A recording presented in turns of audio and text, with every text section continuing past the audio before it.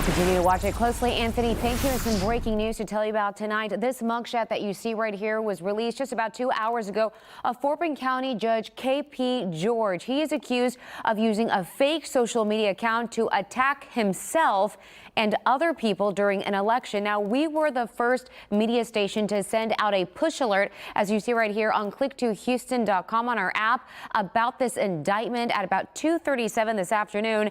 And tonight, several local officials calling on Judge K.P. George to resign. Well, our Devin Clark went to Fort Bend County today, which is home to more than 800,000 residents, and that is according to the 2020 census, to get their opinion on what should happen next.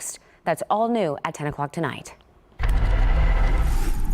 Well, I'm very shocked and disappointed that anyone would try to divide our community for personal gain. Precinct 3 Fort Bend County Commissioner Andy Myers sharing strong sentiments. I think it's reprehensible if these allegations are true.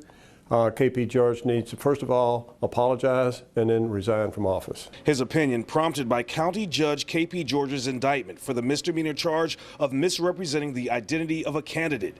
George is accused of using a fake social media account to attack himself and others by posting racist and xenophobic comments. Officials believe George did this in part with his former Chief of Staff Taral Patel. To gain sympathy support in the 2022 election, George ultimately won for a second term. Patel, who was trying to unseat Myers as commissioner, was arrested back in June on a felony charge of online misrepresentation. Meanwhile, George had been using additional security detail paid for by Fort Bend County taxpayers. If it turns out that the death threats that he was receiving was coming from inside his own campaign, and it appears that that may be the case, then K.P. George simply needs to pay the money back that we spent on his unnecessary bodyguard and who acted as his chauffeur.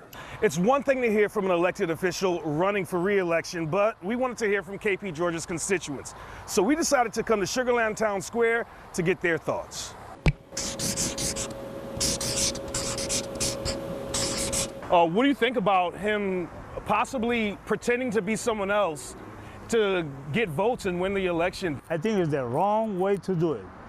It's not the professional either. Would you still support him if this ends up being true? Of course not. If it comes out that he was manipulative and he was trying to win based on something that's not true, it's hard to put somebody in power that does something like that, because where does it stop? In Fort Bend County, Devin Clark, KPRC2 News.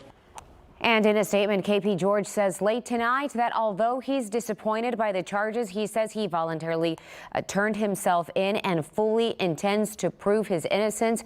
He adds that he has no plans to resign and his focus is on serving the people of Fort Bend County.